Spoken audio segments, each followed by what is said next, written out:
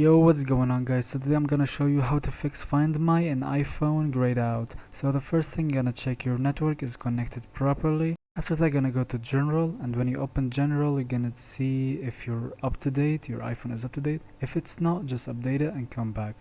After you try it and it didn't work, go all the way down in general and go to transfer or reset iPhone. Click on reset and reset location and privacy. It's gonna restart and try again. If it still not work, go to screen time, and when you go to screen time, you're gonna scroll down a little bit till you find this content and privacy restrictions. You're gonna make sure it's off. If it still not work, you're gonna go to your Face ID settings, and when you do go, you're gonna check that stolen device protection is off.